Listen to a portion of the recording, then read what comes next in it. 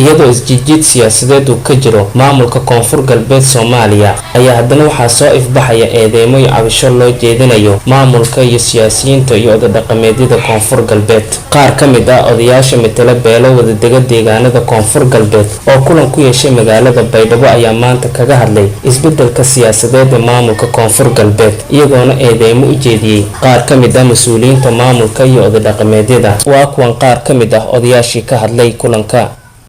may dheegan yaamahan isbedel limbaahan guux badan magaalada dhiyahay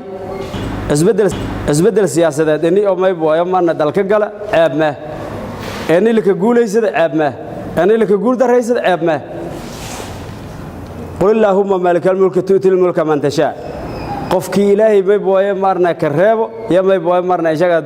dalkan may booyo marna xukume qofkii magaajiga qofka dirooga haaday qof kale cusub ilaahay hadaa weeda haaday digili marflow reer koonfur galbeed may baaqasiin ka jeediyaane qulubtu may booyo marna oo umudan anfaan magaalada iyo daafeeja may booyo marna badan lagu dheegaw inii oo may booyo marna ku taxdartan mas'uuliyad may booyo marna oo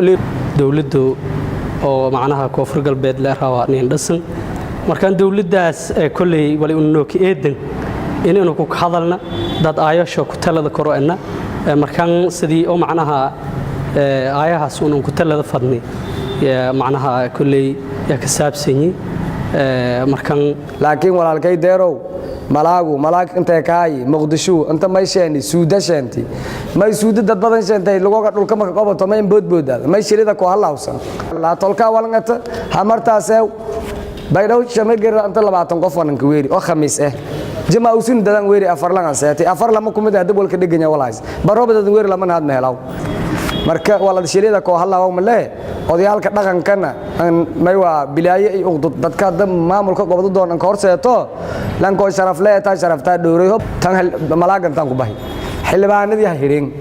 xildhibaanada badan anta ka jaraan 400 hor 7 leeyin lama lan hadda dadku isbedel doon jiraan shanta kale bal hoob ilaahay qadaro walaan lugeed rugnagdan